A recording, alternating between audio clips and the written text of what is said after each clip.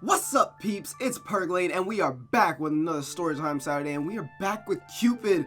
Oh my god, I'm so excited to get back to this game. I'm not gonna lie, I'm really excited about this visual novel. It seems like it's gonna be gritty, and it's gonna be really story-rich, and I'm just gonna be able to sink my teeth into that story, and I'm really excited to do that. So, I don't even want to hold you guys up. I'm not wearing a hat this week, simply just because I didn't particularly feel like wearing a hat.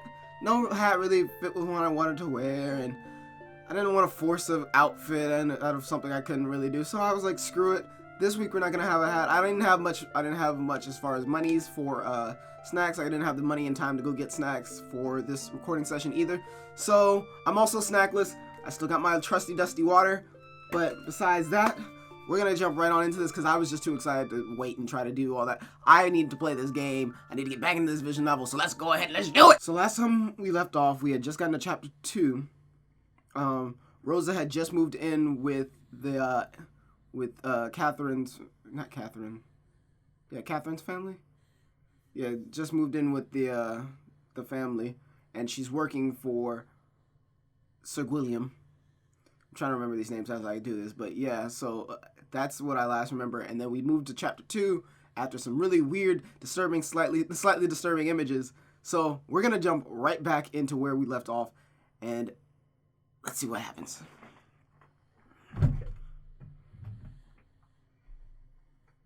I also have to try to remember my voices. Damn it. All right. It's funny, is it not? Tut-tut-tut. They always leave you. Such is the way of the world. The more you love, the more you lose. Oh, it seems like they'll stay forever, but they never do. I'm the only one who stays, my lovely Rose. My love is the only love you need. You were always so weak. Always so loving to people who did not deserve it. I told you to get rid of her, didn't I? I told you to be wary. I knew it from the start, my Rose.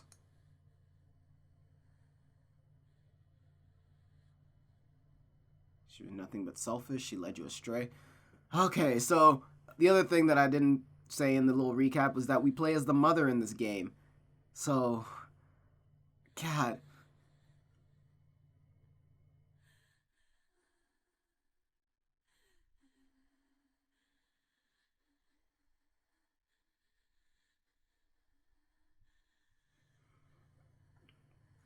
The chill, they're giving me chills. This audio giving me chills. I'm gonna have to say she led you astray because I don't actually know what's going on right now. I don't know what she's talking about or what happened, so she led you astray. Catherine was a curse. That's not what I said to say. But okay, I guess that's what we're gonna say. She drove you to love I warned you of. She drove you to a love I warned you about. I knew she would just cause you pain. I'm glad she's dead. I'm glad you are back to me.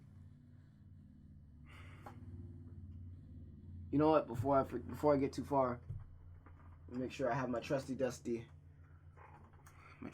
coin for the coin flips.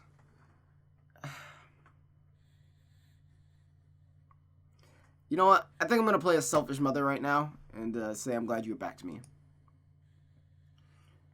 I was so worried about you, darling. She almost led you astray. Oh, now you say that thing that I told you to say way earlier. What? I told you to tell me to say that earlier and you just no. Okay. Away from me. Trust in mother, darling. I seriously get Mother Gothel vibes and I don't like it. I'm just glad to have you back to myself. Ta-ta-ta. Your silence bothers me, child. She was important to me, Mother. I loved her. Mother only laughed as Rosa screamed out in her pain. Rosa felt strong arms shake her awake.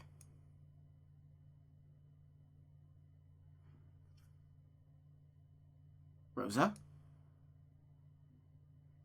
She opened her eyes and was hit by a strange sadness that crushed her. She was dazed for a moment. Why was she so sad? And then she remembered. Her best friend was gone.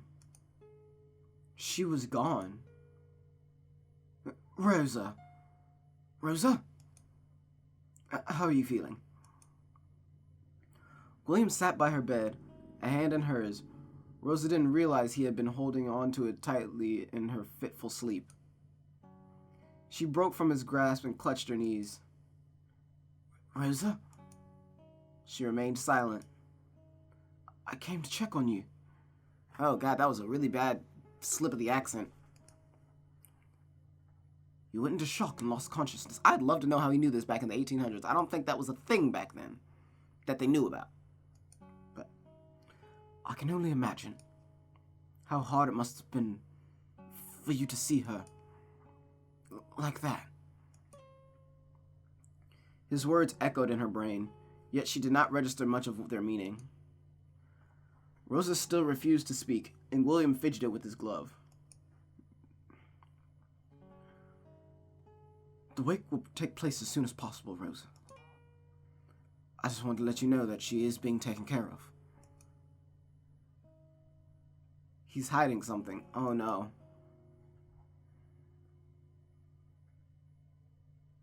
There was a slight triumph in Mother's voice. Da-da-da. Oh, I get it. He's hiding something. There's a slight triumph in Mother's voice. Ta-ta-ta.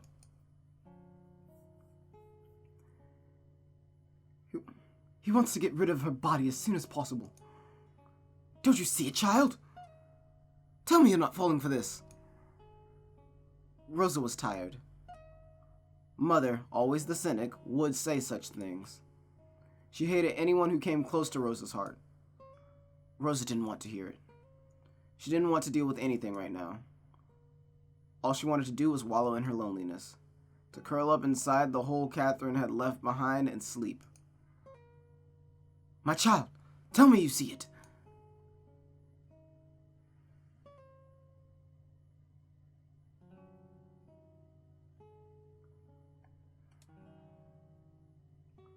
God, I don't know what's going on, so I don't know what my questions should, or my answer should be for these. I don't like my character that I have to play. There's not many times you get to say that in a game, but I just don't like my character I have to play. God. I mean, I understand it. It's supposed to be giving you hard choices, but just imagine for just a second if we were to be playing this from Rosa's perspective on how she takes different things instead of how... Well, no, because... I get it. I don't like it, but I get it. I mean, I like it. But I wish I had more control over Rosa instead of having to play Mother, if that makes sense. Because Mother's an ass. She's an ass. What have we only been playing for about, 10 minutes, and I'm already calling Mother an ass? She's an ass. Remember the fear in Catherine's eyes in her last days? Look at how he is unperturbed by Catherine's death. I'm gonna have to go to the coin because I'm just honestly not sure, so. Heads, remember? Tails, look.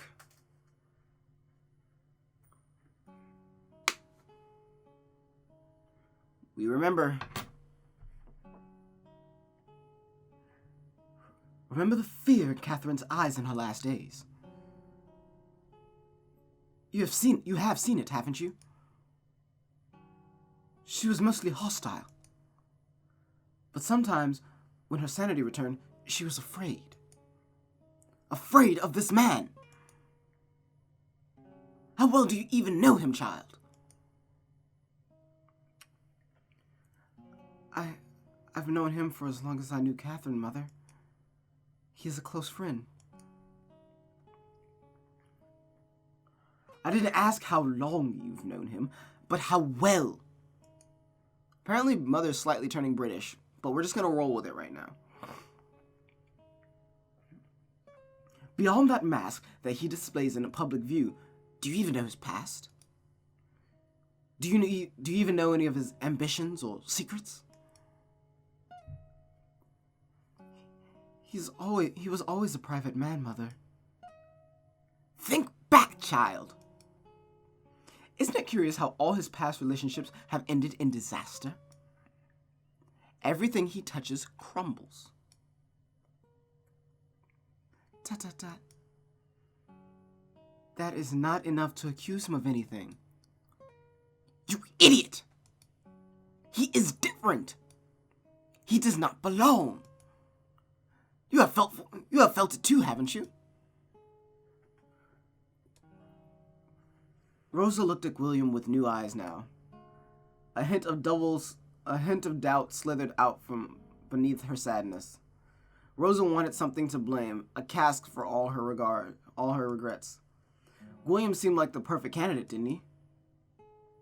Yes, you're finally seeing it. Open your eyes, child. It made sense.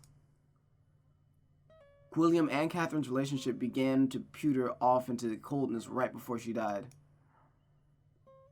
Her mental instability only served to compound the fracture in the relationship. Perhaps William was tired of her and had her killed off for convenience. Or perhaps Catherine, in her psychotic state, killed herself to spite him. Rosa stared at the man beside her. He is not to be trusted, child. He is a demon. William returned Rosa's angry stare with a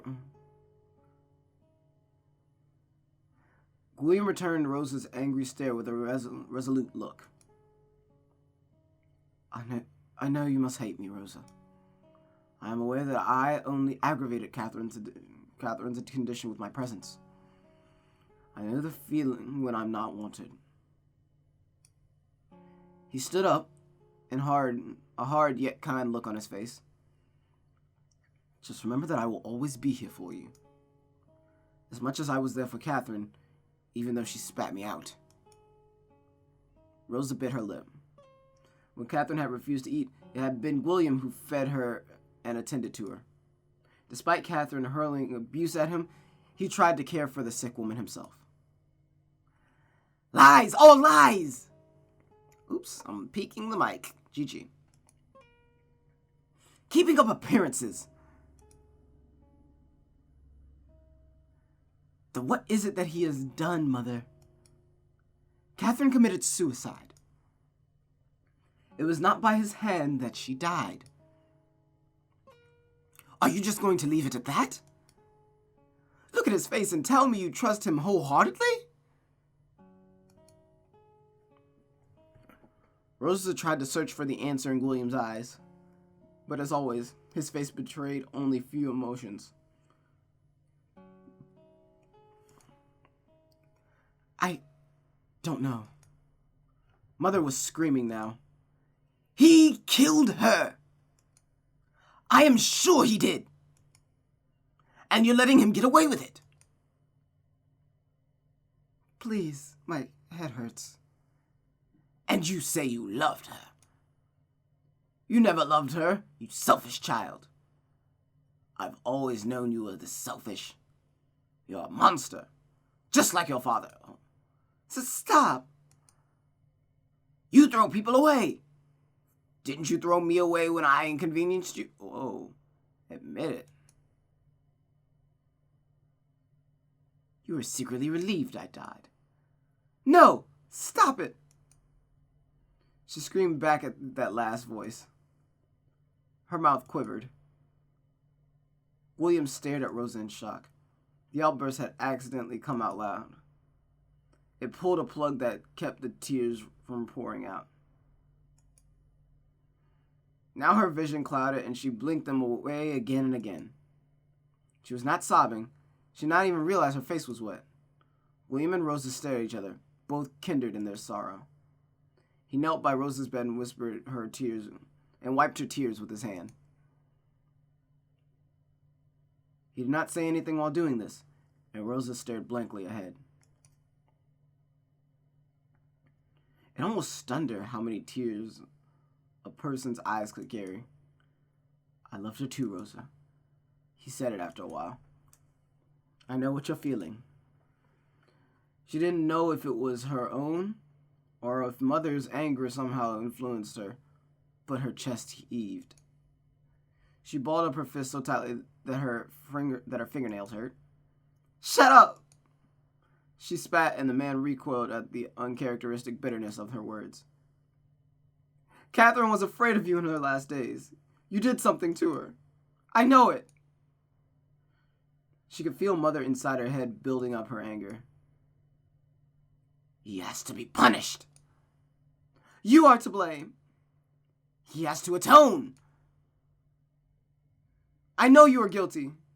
He must be punished. Okay, come on, come up with something else now. William stared at her, dumbfounded for a few seconds, but the man did not try to appease her. He only stepped closer and wrapped his arms around the hysterical girl. Let go of me. I hate you. Let me go. But William didn't. If you need something to hate, then I'll accept your hate. But you must accept my comfort too. I need you too right now, Rosa. You are the only one who loved her as much as I did. William's words brought back Catherine in Rosa's mind. Almost at once, the anger was replaced with sadness so heavy she couldn't breathe. Why was she so angry again? She was focusing on anger instead of pain. It was easier. The real tears came, all for the loss of a girl they had both loved. Tomorrow was not going to come. There was only right now, the loss and two friends mourning a loved one. Rosa cried until she thought she wouldn't be able to stop, and William quietly held her. Slowly, her weeping began to subside into sobs, and only then did he speak again. Stay in the chateau, Rosa.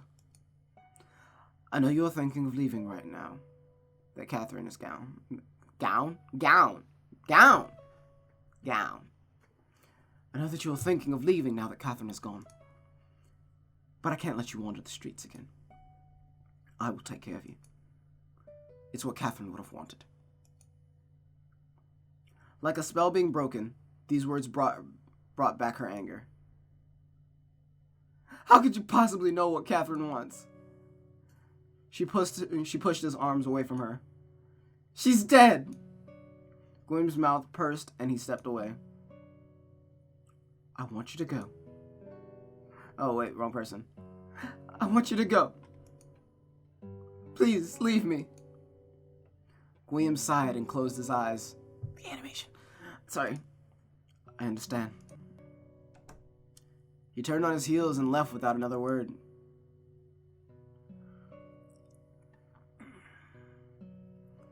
Hours seemed like minutes to her. She would fall asleep and awaken in unfit intervals so often that she lost the exact time. Awake, she would stare at the part of the wall with no coherent thoughts forming in her mind. One would think morning should be spent in a depressive frenzy. All the reasons to grieve are yours, after all. She could wail now if she wanted. She could pull on her hair, curse the skies. She could reminisce the past, admire the frailty of human lives. Unfortunately, it was something less poetic. Pain was simple. It was clean. It was a well-sharpened knife that sliced through her heart in one stroke. No blood, no mess. Empty. When tears were spent, there was just a hole where your heart had been. The hurt called out to you. It lingered. But since there was nothing there anymore, you couldn't find where the pain ended and you began. Rosa slept all day. The sun had gone down twice before she shifted from her bed. She stood up slowly, deliberately, with a purpose. My child, You know I hurt when you're not hurt. Wait, what? Oh, I read that completely wrong. My child, you know I hurt when you're hurt. Already a surge of power flowed within her, fueled by her grief. The power filled her up, and there was so much emptiness inside that the energy seemed to saturate her whole body. Purpose was always a balm for grief. Balm for grief? Balm for grief. Balm. We'll go with balm.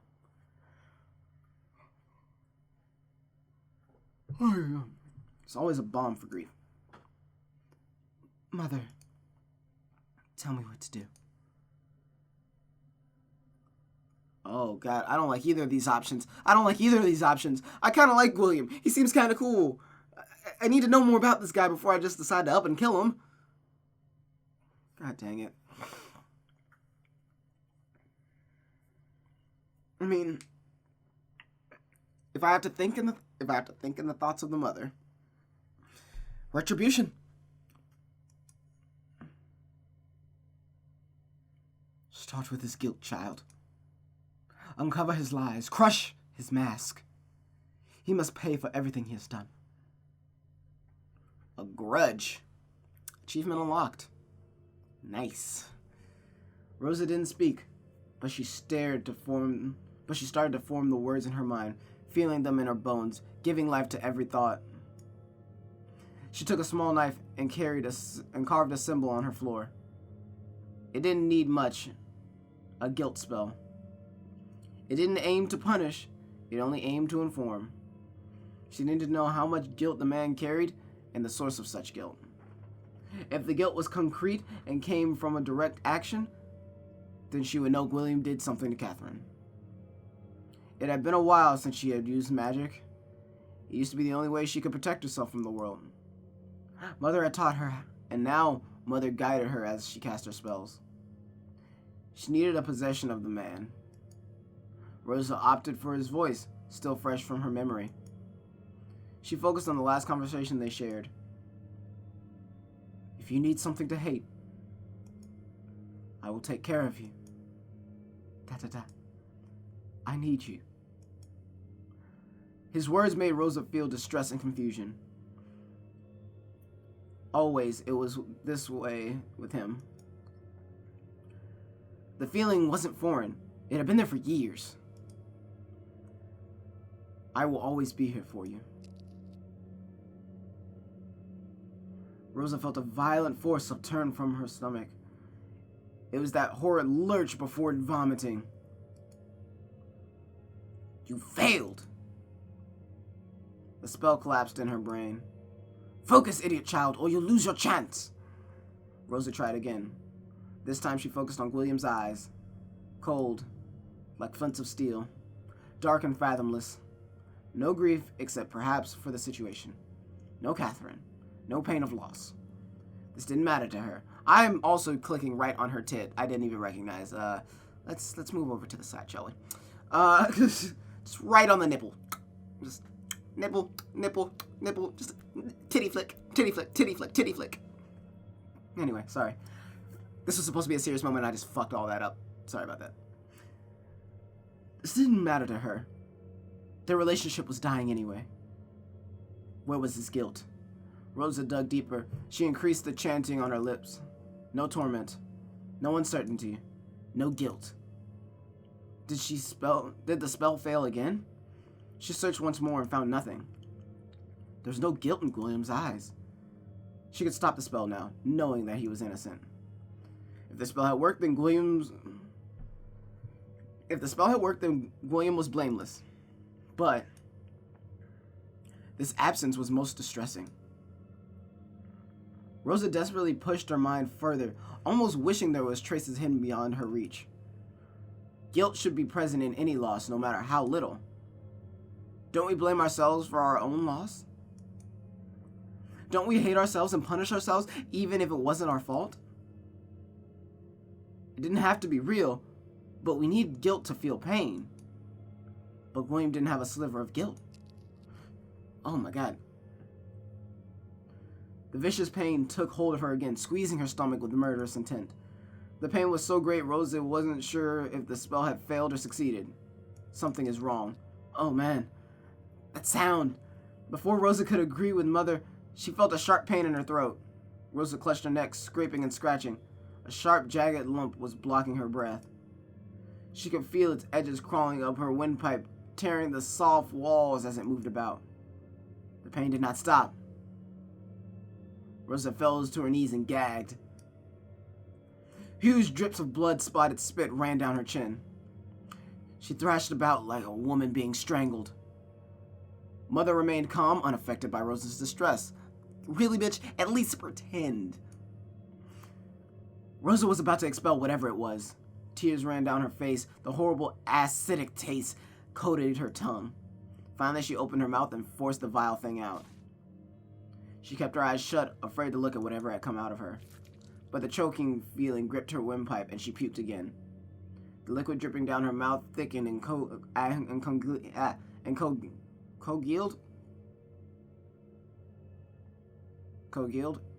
Yeah, congealed. It wasn't spit anymore, but blood. It gathered around her knees in a growing pool. Rosa panted. Every breath was laced with pain. But the gruesome effect had finally stopped. She wiped the sweat on her forehead. Something on the floor reflected light. She struggled to comprehend what was in front of her. She reached out with one hand and prick of something sharp made her recoil. She tried again, this time seeing more clearly. Rosa picked them up with shaking hands. Needles. In her palms were a handful of long metal needles. She had regurgitated them along with the blood and jagged pieces of flesh. Rosa examined them with a horrified kind of curiosity. She stuck one in her thumb, and it drew more blood. They were real. They had materialized in her throat while casting the spell on William. Rosa wiped her mouth. There was something wrong with him. Something potent and dark. Or could it be that she merely botched the spell horribly? She had pushed her limits this time. She had gone too far. But still, a tugging concern was forming. It was as real as the metal needles in her hand. Rosa tried to stand up on her feet, but she was exhausted. Her knees failed her, and she crumpled to the floor like a rag. We must get to the bottom of this. I didn't know it. I'm not going to pretend like I knew it, but we must get to the bottom of this. We must get to the bottom of this. Are you quite all right, my darling? Now you see it too. There's a sinister force at work. Get up. We have a lot of work to do. We must find out what he is and stop him. Rosa stared at the needles in her hand. Who are you really, William?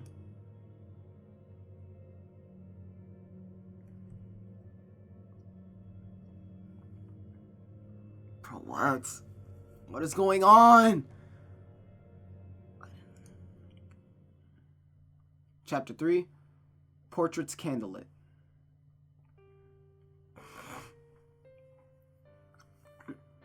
Oh my god.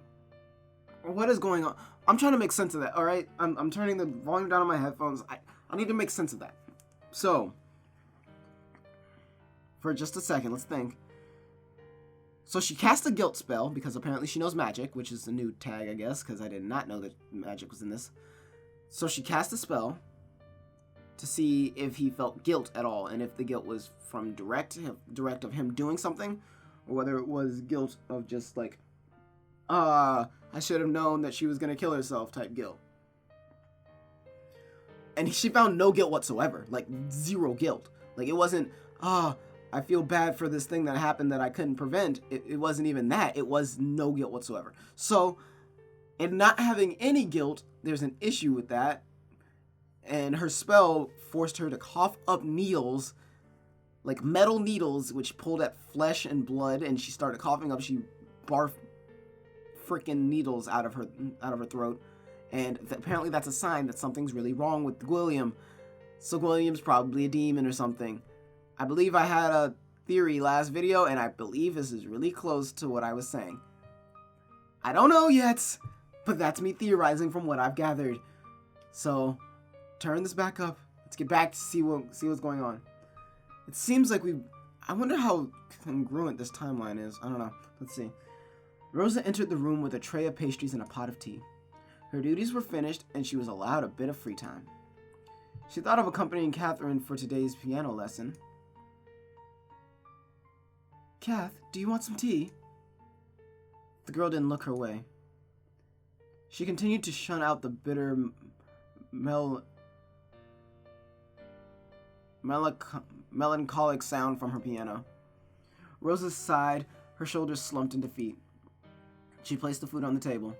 She sat on the stool beside the piano, twiddling her thumbs while her friend continued to stew in her foul mood. Is that a new composition? ... It sounds nice. ...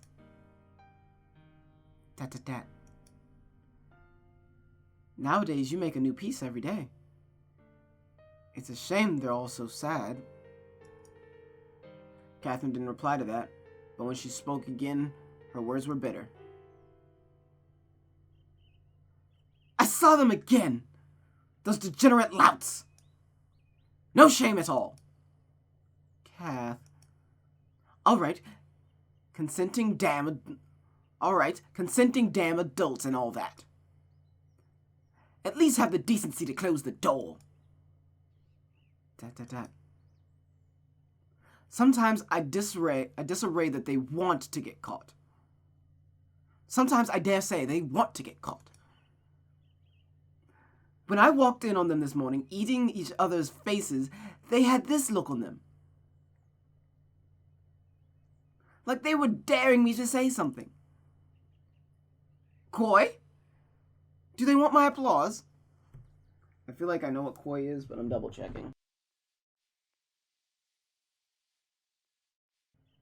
Yep. So coy is what? I knowed it. I use context clues. Coy, do they want my applause? Very nice technique, sire. I very much like the way you swap your spit with my sister. Great tongue action. Oh, God damn it. Très merveilleux. Très merveilleux, which means very wonderful. Yeah, very wonderful. We're just learning all sorts of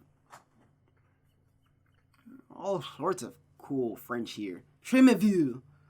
Très merveilleux, which means it's very wonderful. Ta-ta-ta. And he even has the gall to speak to me. Be a dear and put them on the table, Catherine, he even said. Like I am a soft-headed giggle mug of a maid. He wanted me to get annoyed. I just know it. Well, Fashir? I am. I'm pretty sure that just means good sir. But, let's see. God dang it. Let me just keep my phone up here instead of going to reach for it every time. Fishy. Fishy, which literally just means shit. Well, shit, I am. Well, fishy, I am.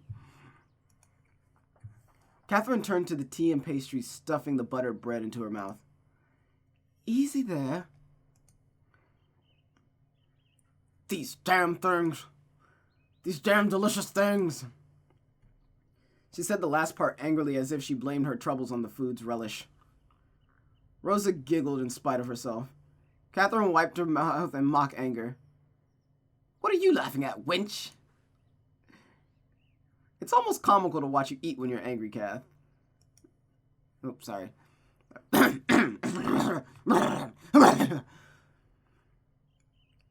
It's almost comical to watch you eat when you're angry, Kath. You're like the giant monsters that attack defenseless towns in horror books. Oh, yes. Catherine made sad, tiny squeals and picked up another piece of bread. No, spare us! She adjusted her voice and boomed out a roar. The Catherinian monster of the deep doesn't show mercy to anyone. She dropped it in her mouth and chewed savagely. Yum, annihilation is delicious with tea. The two girls giggled. Catherine's rare smile turned into a rueful laugh, and soon Rosa felt her mood turning somber again. What happened anyway? ... Aren't you annoyed by it too? Sister has changed ever since she started helping in the chateau. Now it's all William this, William that. As if she wasn't already married. Ugh. She doesn't even care that people are talking behind her back. They're calling her a two-timing slut now. I'm tired of running around picking fights with gossipers. ... She hasn't even visited home for a long time. Father misses her a lot. He always asks about her. Father had worked so hard all these years just to give us a comfortable life. Now he is sick, and all she cares about is this dastardly Marquis. It's that dastardly Marquis. Rosa shrugged. I am a little bit annoyed. But I guess I've gotten used to it. Their lives are their own, Kath. She didn't dare divulge more than to Kath. She didn't dare divulge more to Catherine, but it was partially true. I like William. He's a nice friend, but I love my sister. If they want to stay together, then why not fix this and have at it? But what irritates me to my damn snatch... Wow, okay. That's actually pretty great language usage right there. I like that. But what intimidates me to my damn snatch is the way they are with each other. Catherine recently found the use of expletives endearing in her speech. Rosa hoped it was a phase. They're fucking miserable. Any half-wit could see that. Yes. I've told Emily about it. I've told Emily time and again to smarten up. She's hurting a lot of people, including herself. But as if she would listen to her 16-year-old brat of a sister, Even William is depressed. I can tell. Remember when he used to come out and visit us? Remember when he used to come and visit us here to have tea? Or when he used to have picnics in the afternoon? We used to run around chasing rodents in the garden. You ran around. We just watched you get dirty, actually. That is very true, you nithheads. Back then, it used to be fun visiting the chateau. Nowadays, we barely even see him. He just stays in his bureau all day brooding. Is it something adults subject themselves to, like a torture ritual? I really don't understand why two people who are clearly unhappy keep at it. Rosa did understand. At least some part of her did. She couldn't exactly explain how pain and love worked. All she knew was that it had something to do with an obsessive amount of hope. She felt Mother tugging at her mind. She loved Mother so much. Living with Perides gave her ample comparison to her former life. She had finally accepted that Mother was cruel, and yet Mother still gave her love and kept her from wanting. Was that crazy? Perhaps it was only the love she needed. Perhaps it was what she deserved. Rosa shook the thoughts off her mind and just shrugged. I know you are just worried about your sister, Kat, but they will figure it out. Humans learn. Look at you, all profound and shit. You read any good books lately? I don't know why, but her accent's just changing because she's older now. Sorry, needed to refocus the camera.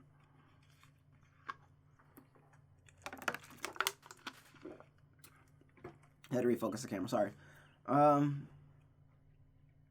Just the riveting account of the ugly duckling and the black sheep. Ah, the classics. Oh, oi, the classics. Just make her freaking... I'm gonna give her that type of accent. Oi, the classics. What a fucking shit. Hey, this, that, the other thing. Make her sound like Gavin Free from freaking Rooster Teeth. Freaking Bernie's impression of Gavin. Anyway, sorry. I don't know how you put up with it, though. I hate reading words. In order to write, I have to learn how to read first. I want to write. Oi! Why would you just do a dazzling thing like writing? just completely change your accent. Get rid of all the seriousness that was in this book. Oi, you, that, the other thing. Why would you want to do a dazzling thing like that? Why would you want to hit some crazy strings until your fingers bleed? The two friends laughed again. I want to remember things. I want to write them down. Most of all, whew.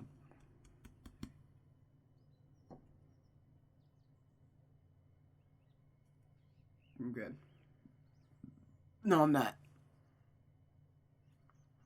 But most of all, I want to feel the way you do when you play the piano, Kath. Alright. Right then. Sorry, I'm done. Oh? The way you look when you play the piano, you are passion and bliss in musical form. It feels like love, like magic.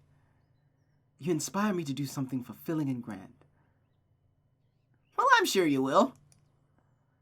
Hey, why not write a play one day?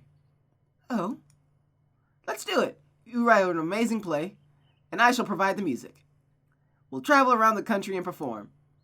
We'll make lots and lots of money and gain lots of followers. We shall be known as the Parade. Oh God, this is gonna be a tongue twister. I can already tell. The Parade Caravan of Wonders. Parade. Are you sure? Puns are the best. Trust me. I'm not sure if that's a pun, more as like alliteration. Fuck it. That sounds darn batty, Kathy. Ugh. From this day forward, nobody is allowed to call me Kathy ever again. The sound of a knock interrupted their giggles. Catherine? Oh God, I don't even remember what her voice is supposed to sound like. God damn. I'm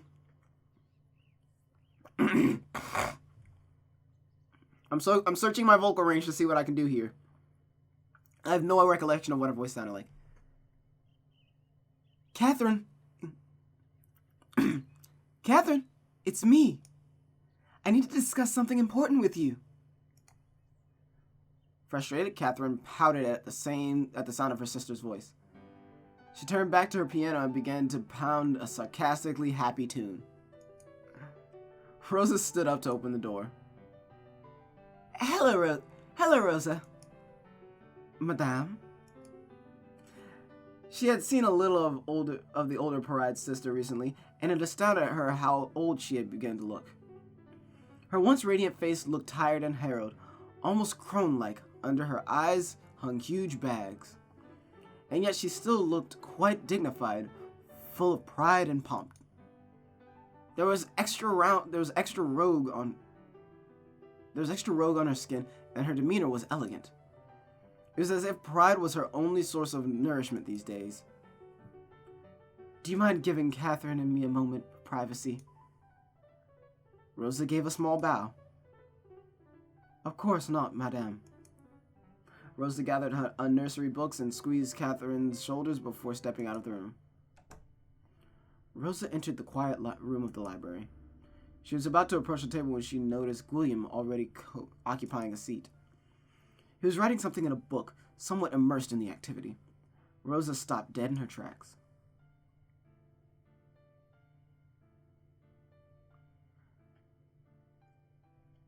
Leave now while he's not looking, or just go in and ignore him. Personally, I want her to go in and ignore him, but I also kind of just want to see what happens if you just. I also kind of want to see if what happens when you if you leave, and if you try to get her to leave while he's not looking. Let's just go in and ignore him. Just go in and ignore him, child. Why are you so nervous anyway? Just ignore him. Doesn't the blush. He doesn't seem to notice you. Unfortunately, William lifted his head and saw her by the door. Oh, hello, Rosa. Rosa took a step back. Maybe it was best to walk away if this were a mistake. But would that be rude? He had already seen her after all. I love that they just kind of got her swaying back and forth. But she had never been alone with him. It was just too awkward. Well, why not just go in and it was going to be fine. They had conversed normally before. Yet that was because Catherine had been around to disperse her awkwardness. Now I look like an idiot! William watched her pace in front of the door in amusement. Rosa decided to go in. She had already embarrassed herself enough anyway. That was her walking back and forth. That's actually kind of dope. There was little left to lose. Besides, there was nowhere else to go in the big house. She had already gotten lost in the hallways too much to the annoyance of the maitre d'. The library was her favorite place. If she stayed quiet in one corner, Rosa was sure that they wouldn't bother each other. She took a seat at the farthest corner of the table and opened her book. Da-da-da. Oh no, he's actually standing up and walking over. No, you horrible man, just sit over there while I sit over here. But William was already beside her, peeking at what she was reading. A cold sweat spread on her scalp. Rosa, that book. Rosa began to chatter nervously. I know it's a children's book, sire. I'm teaching myself to read. I know most commoners don't really bother, but I want to learn. So please don't laugh or mock me. William pointed to the book. It's upside down. Damn it! Rosa, you had one job! One job! Rosa stared at it. The ducks in the picture had their feet up in the air. Rosa squirmed, feeling the heat on her cheeks. She couldn't think of anything more embarrassing. I'm sorry. William's face lost its cheer. What do you need my forgiveness for? Rosa looked up at William. His eyes lacked the gentle glint they usually had. It was such a subtle change. Something felt rather than... Somehow she felt rather observed.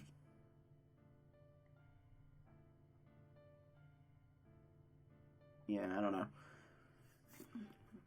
She thought he would reprimand her further. His face certainly looked like it. Instead, he sat down beside Rosa, drumming his fingers on his cheek while he watched her wordlessly. Da-da-da. Well? Huh? Weren't you going to read? What was wrong with him today? He didn't seem like himself. Had he eaten something bad? The aura he exuded was not his usual friendly warmth. Yet it wasn't particularly wicked. The look in his face just read slightly and eternally miffed. Rosa turned the book upright and read the words out loud. Once that is the U with the short sound. It is pronounced like this. William made the sound, his face still lazy. His face still in his lazy stare.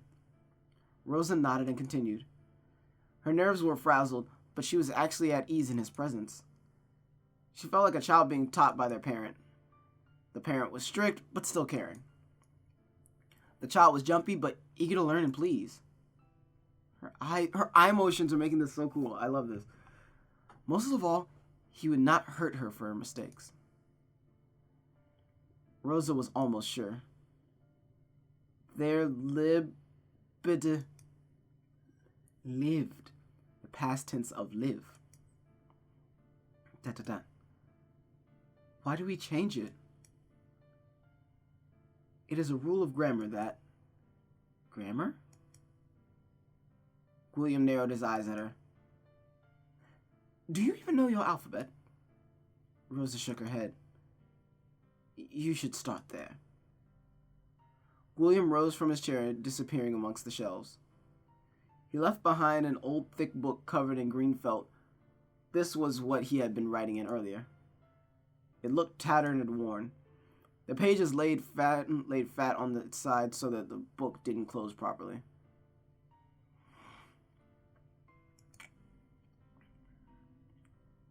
Rosa reached out to peek at the cover when, "You are not to touch that." Rosa's whole body froze at the sound of William's warning. William's stare followed her even as she whispered numerous apologies under her breath. I'm sorry, I'm sorry, I'm sorry." William just rolled his eyes. "You are always seeking forgiveness for everything." I had a kid in my camp who did that all the time. It was a thing. Am I? I'm sorry. His hand struck the table in front of Rosa. In the quiet library, the sound rang uncomfortably in her ear. When she looked up, William's face was looming severely above hers. He moved closer to her, his eyes fixed on her intently. Rosa's mouth hung open. She struggled to say something, but her wits were like the burning ends of a matchstick. Before she could compose herself, she felt William's hand lift her chin. Rosa's heart thumped loudly in her chest. "Please don't. Not you too." She felt his breath on her face, and her heart sank into despair. Mother's voice resounded in her head. "In the end, they are all the same. He is like everyone else. There are no more good people left in this world, child." Oh, that's my choice. God damn it. She shut her eye and prepared herself for the worst like she always did when. Then she felt her face being turned from side to side. She opened her eye to see William. Oh yeah, I forgot she only has one eye. She opened her eye to see William studying her face like a textbook.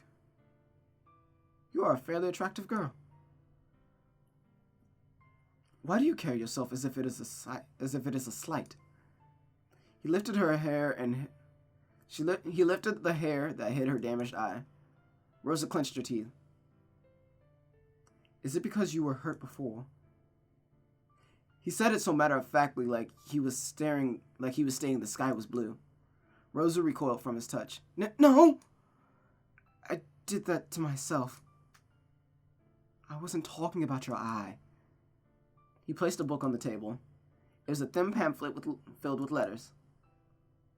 There were lines on the book that instructed the user to trace the lines with their quill. Rosa wanted to focus on it, but she could feel the truth in the Marquis's words stinging her. "It was the way that you went limp when I touched you. Next time, I advise you to fight back. If you don't want to be touched, then you don't have to be. Do you understand this?" But I am weak." "Says who?" His eyes were humorless. "The world cares not for people who think themselves as victims, Rosa. If you need power, then be powerful." That's so real. Oh my God, that's so real. Like, take a second just to think about that for a second. If you need power, then be powerful. That's so real, but also so, like, bullshit. It's one of those bullshit statements that is super real and super true, but also super not. It's like everyone's beautiful. Yes, but no. It's one of those types of statements. Everyone's beautiful in their own way. Yes, but you're definitely not Chrissy Teigen. And maybe not a Jessica Negri either. Or Yaya Han. Or K-Bear. But yeah. To have it, it is necessary to crush things along the way. Rosa flinched under the weight of his stare. She realized that the polite and courteous William was but a facet. It was still him, but it was nothing but an oil portrait, an artwork of his devising. Synthetic, aloof, and irrelevant, it couldn't capture his essence in a few human strokes. Suddenly, Rosa realized that he was powerful. "Who are you?" she caught herself before saying it aloud. "You are not William." And yet, he spoke to her as if he knew what it was like to hurt and to fear. If you don't start acting like you own yourself, then people will not hesitate to take everything. He laid out the rest of the books he had brought out. One was an activity book for children. It had a picture of a child holding an apple with an arrow stuck in it. Another was a book of limericks. The other two were thicker books that intimidated her. She would come to know them as Hamlet and Paradise Lost. Okay, to be fair, never in my life have I read Hamlet, but I also would never want to read Hamlet, because goddamn, it's fucking Hamlet. But I guess in the 1800s they didn't have like Game of Thrones or Harry Potter, so I guess it's probably like the next best thing, right? Whatever. Fuck it. But the one thing that caught her eye was an ornately designed book. It had a beautiful red jacket with delicate gold trimmings lining the corners. Oh my god.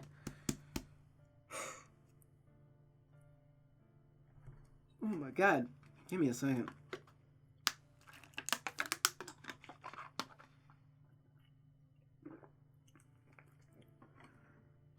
Okay. I ate a bit before I came to record this. So it's sitting and I'm belching it up is what you keep hearing me burping and whatnot. So the gods and goddesses of Roman mythology. This would be her favorite book, her treasure, and she knew it. And she knew it like love at first sight. These books are yours. Take them with you. Read the thin ones first, and then gradually build your vocabulary with the thicker ones. Rosa ran her hands over the skin of the red book. She opened the cover gingerly, as if carefully unwrapping a present. Thank you.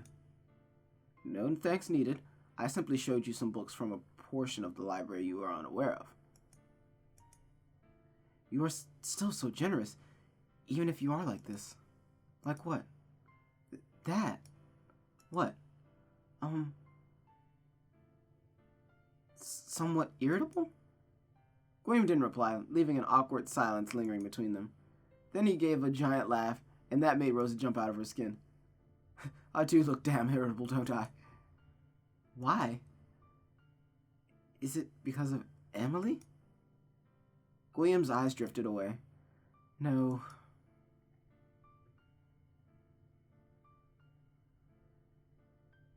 No. I've always been... You just pointed it out. I've always been... You just pointed it out. But you're not usually like this. Especially with Catherine and the townspeople. I find it easy to adapt to people. Especially to ones that I like. William looked at Rosa as if he had just become aware of her presence. It makes me wonder why I'm so stern with you. I'm sorry. Rosa shook her head. I somehow prefer this side of you. William cocked his head onto the side to the side. He brought out the green book that Rosa noticed earlier. This is called a journal. When you learn to write, start one. What is it? Something you can use to remember yourself when you've forgotten. Does it work? It used to.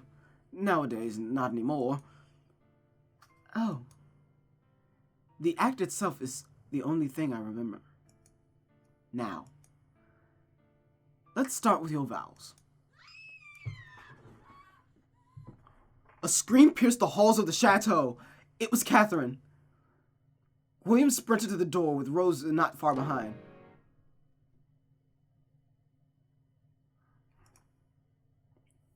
Back in the piano room, Catherine took a shaky step towards her sister. She wasn't moving at all. Blood dotted the ivory keys. I didn't... It was an accident. Emily... She was overcome with the urge to approach her sister and shake her awake. Make sure she was okay, but it was a nasty fall. Emily! Catherine saw the way her sister's head snapped back as it collided with the sharp corner of the piano. She watched it all like a series of photographs in her head. She had to check on her, but her feet refused to move. Instead, she began to retreat into a corner. She didn't even notice her legs were moving until her forehead touched the wall. She didn't want to turn around. Her sister was on the floor. Her eyes were still open, unblinking. It was an accident. It was nothing but an accident. Was it? She pushed first. She got really scary. She strangled me. What? That's absurd. Are you sure? Would she do that? I don't know. I think she did. Catherine touched her throat. It felt fine. That pariah girl. Emily, is it? She really believes just because the Marquis took her in, that he's interested in her? Well, she's obsessed with the master. The apple doesn't fall far from the tree. Wasn't her mother a bit, not right in the head? It probably runs in the family. Emily had looked mad. Her eyes had burned with malice for her as she had closed her fingers around Catherine's neck. But she couldn't remember if that really happened. Sister was always kind to her. She would never ever hurt her, even when they got into fights. Sister loved her. God, am I turning mad?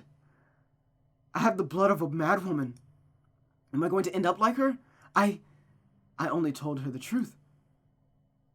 William doesn't care for her, and she doesn't care for him that much either. It was all just chaff, their relationship. No sense trying to make everyone else's miserable too. But she called me a jealous and a cunt. She has never called me a cunt. She said they had decided to send me away. My lessons sent home. The piano replaced. It was for my own good, she said. I don't have to travel all the time. I can concentrate on my other endeavors. I can make new friends. But I know she just doesn't want me near the chateau or William. She hates it when I catch her with him. Perhaps this morning was the last straw? She hates it, but she also smirks at me when I see him. Like she basks in it. I think I might hate her. Catherine's thoughts ran through her head like a storm. They poured out of her aimlessly. I wonder if the piano is broken. Am I going to pay for it? What will become of us without sister's wages? What of father's medicine? What of my dreams? Sister can't be dead. Sister can't be dead! Catherine brought her fingers to her lips and nibbled on her thumb. She didn't notice this. Her mind was preoccupied. She was in the corner of the wall, biting her fingers. It was a tiny comfort in a rapidly collapsing world. William opened the door and found Emily lying on the floor. An ugly gash broke the skin of her forehead. Facing the wall was Catherine, shivering like a leaf and viciously devouring one of her fingernails. He approached her cautiously. Catherine? Rosa was out of breath, but was still able to let out a gasp at the scene. Emily's lifeless eyes stared up at nothing while Catherine pressed herself into a corner. What had happened after she had left? Rosa, will you call for help, please? See that someone checks on Emily. Rosa did as she was told, but what she really wanted to do was hug Catherine herself. William took a small step towards her. He called out her name slowly, coaxingly. Catherine turned her head, her thumb still on her lower lip. The flesh was torn, and a smudge of scarlet painted her teeth. It was an accident. I swear. Of course it was, Catherine, of course it was. She pushed me first. She wanted me sent away. She wanted me gone. You can tell me about it later. Let me take you away from this room. What have I done? Catherine...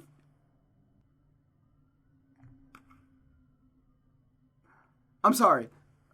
the one thing that broke the experience right then is that I actually heard an ambulance riding by my street. Or like...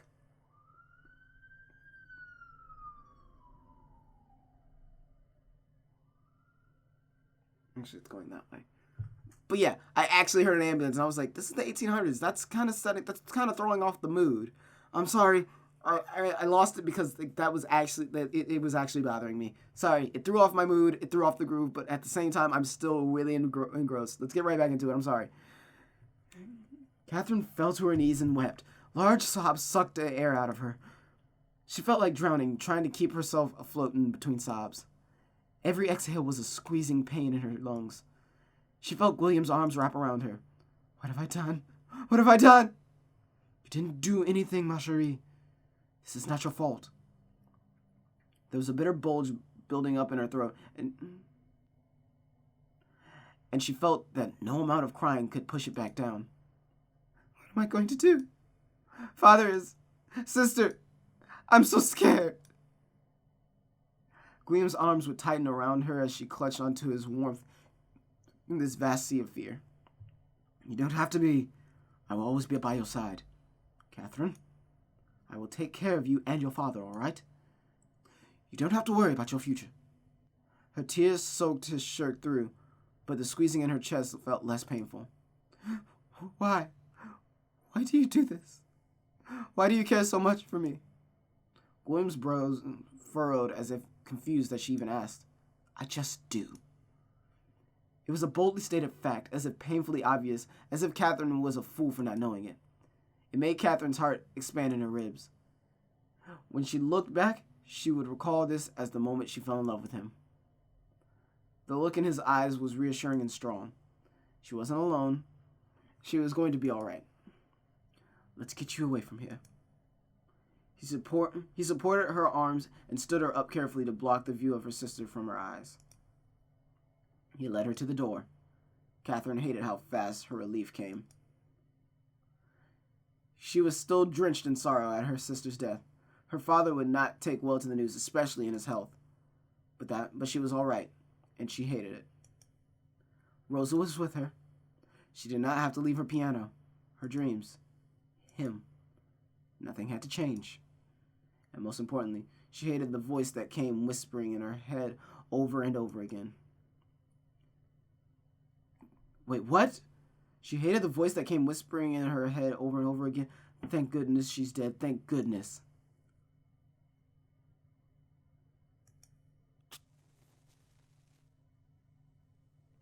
The first candle is lit. The candle is stored. The love for familiars. The cleanest love. Rosa stared at the blue candle glowing in her hand as she chanted her spell. Trust is the veil that conceals and deceives. Trick his eyes and his heart with the warmth from the candle's flame. A bond of blood like kin will be forged. Weave this trust so his tongue will yield what it sought.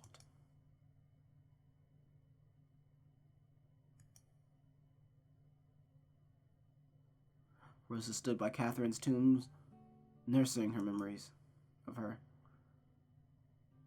The soft wind blew her hair. It reminded her of Catherine in her playful ways. Tears sprouted from her eye.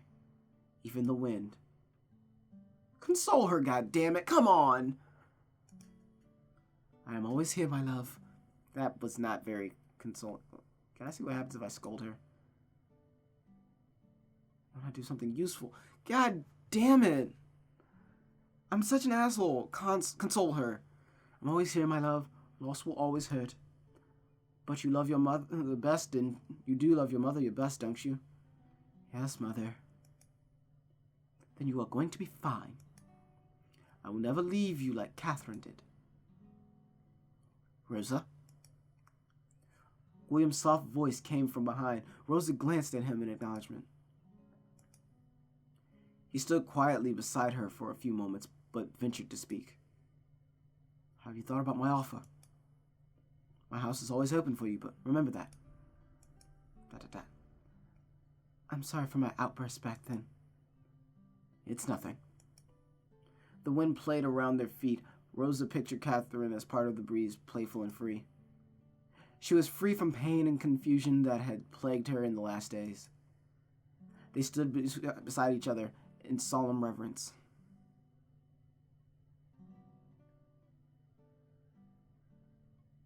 Sorry, I was checking something. Finally, Rosa broke the silence. She was my family. I was in pain before she came along. I didn't know any better. She gave me hope. She was bright, like a flame. When I close my eyes, I can still see the imprint of her light in the darkness. I can feel her warmth. A star. They didn't speak again for some time. William cleared his throat. I was an orphan too, much like you. I know what it's like to lose I know what it feels like to lose too much. I wandered for a long time before I found anything to live for. Were you alone? Sometimes. Sometimes. Always. Rosa nodded. Did you have family? William shifted uncomfortably. No, they, left me behind. I never knew them. Much of my memory of it is blurred. I was taken in by kind people once before, but William sighed and Rosa observed a certain disquiet and disquit in him. I didn't belong. Da-da-da. But you have no difficulty mingling with people. Da-da-da. I think of that as a necessity rather than a preference. But either way, it can be quite tiresome after a while. He's introverted. Can we put a little thing, what we've learned? He's introverted. Things don't last. Da-da-da. I don't know why I'm telling you this. I'm making the mood worse. I'm sorry. I don't mind. William had never opened up to her about his past before, and it worried Rosa how little she actually knew about him. Anyway, would you like to go around town? I'd very much like to take you someplace more cheery. How about our favorite spot? William smiled with understanding. The pair traveled up a hill at the edge of the town. There, the view overlooked the quaint village. The sunset painted everything in pink glows of dusk and of endings. It is always so beautiful here. They used to spend time in the grassy knoll, the three of them. It was their own little hideaway. Memories of the past crept up on every corner. The ghost of laughter echoed in the wind. Rosa touched the trunk of the small tree they had carved their names on. So many fond memories. Rosa, I want you to have this. William took Rosa's hand and placed an item in her palm. It was a simple silver locket. She looked up at him questioningly. I've had this for as long as I can remember. One of my remembrances of the past. I can't take this. You must. You need it more than I do. But it's old, and the locket doesn't even open anymore. I don't know why I've held on to it for so long. I can't even remember how I came to have it. But it comforts me. Maybe it will have the same effect on you. Da-da-da. This is your treasure, William. It feels wrong to take it. On the contrary, I believe you must have it. Call it a hunch or a feeling, a urge on my part. I'm not good with expressing sorrow or even giving comfort, but I want to do something, at least, for you. He closed his hands over hers, affirming the gift. It's yours. Please take it. You are wrong if you think I'm letting you stay in this castle simply for Catherine's sake. I do it of my own accord. Let me do this for you, Rosa. We have been friends for quite a while. If you need to leave, at least stay until you feel ready to go. Da-da-da. All right. But I will continue working in your household from my lodging. You don't have to do that. I can raise your status to a lady. You can read and write now, and very well. I'm sure you will be more comfortable in a higher position. I have no need for a higher position. Just free access to your library. You have come a long way from the shy girl back then, Rosa. Watching you grow has been a pleasure. Yes, the library is yours. They were quiet for a while, only conversing through looks, smiles, and tiny sighs. Rosa realized that she had been holding on to William's hand all that time. She broke off from his hold, rather embarrassed. We should head back. You're right. It's getting quite late. William walked over to the carriage to get it ready. Excellent, my child. Being a maid in his household will give you free access to the rooms. He trusts you completely. It seems that candle worked. I guess so. Rosa looked at the silver necklace in her hand. She fiddled with it, trying to open the lock.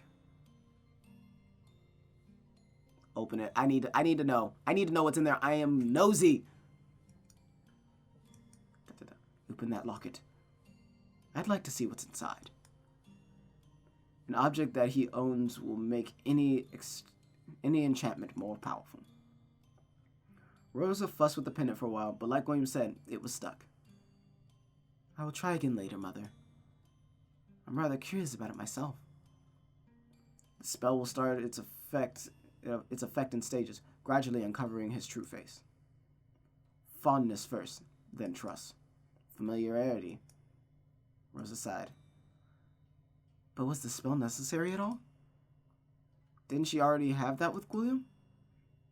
Rosa bit her lip, remembering the warmth of his hand. They had known each other for a long time. It was rather comforting to have someone to mourn with. However, Rosa did find it strange that William rarely even mentioned Catherine anymore.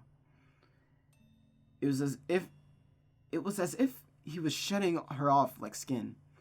Again, the taste of blood in her mouth and the taste of blood in her throat resurfaced. The memory of the needles made her stomach lurch. Since her friend had died, the Marquis had begun spending all his hours locked in his office. He barely showed himself socially, rarely even attended meals. But they were casting a powerful spell, something that might harm William. What if he was, after all, innocent? She had years of good memories with him. What was she even expecting to find out? Exactly how could she live with the guilt of two dead friends? Rosa sighed. She cared for him. Despite all the suspicions, she knew that much. But Mother was adamant. 3 candles for 3 lovers. For 3 loves. A fitting curse for a man who frolics in love's domain. Storge. The love of familiars. Philia, the love for friends. And Eros, the love for lust. Open his heart with the Storge. Unmask him with the Philia. Strike him down with the Eros. Yet Rosa kept a 4th candle.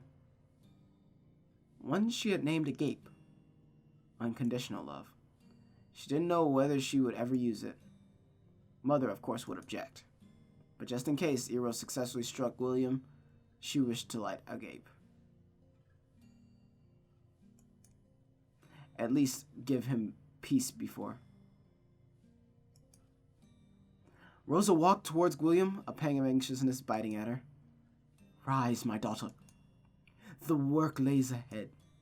To bring him down, we must find his weaknesses. Then we attack. Revenge will be sweet, my dear daughter. Do it for Mother.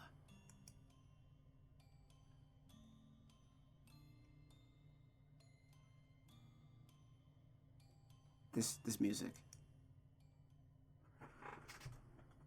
Oh my god.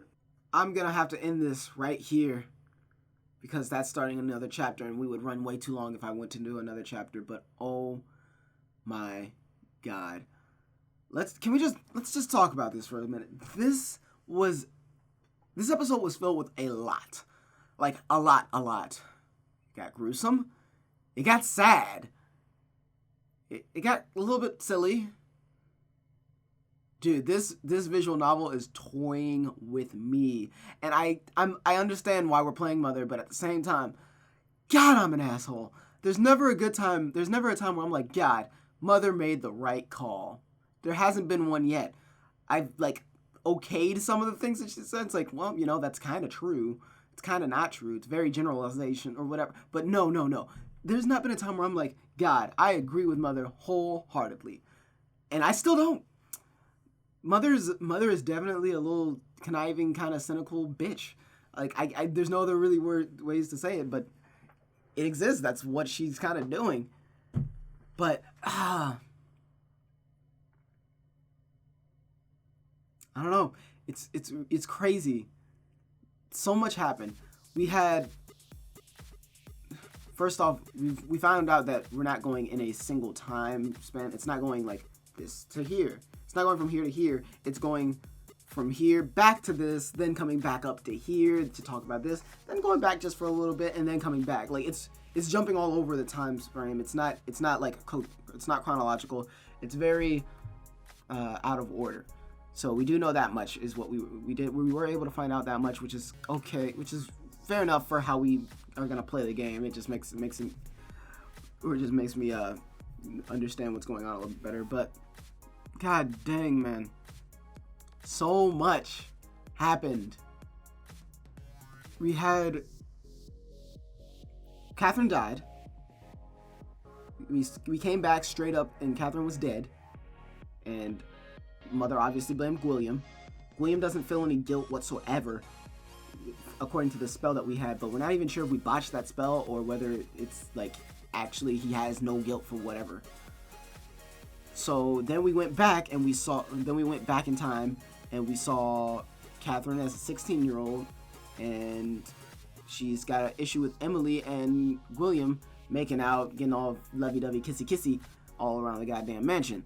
It's like, motherfuckers, take that shit somewhere, or at least don't be married when you're doing it, because then everyone's calling her a slut, and Emily's got to deal with it, because she's ready, she's real, she's about to throw them hands at some people, and it's real out here in these streets, out in these French streets, it'd be real out here. So then after that, we had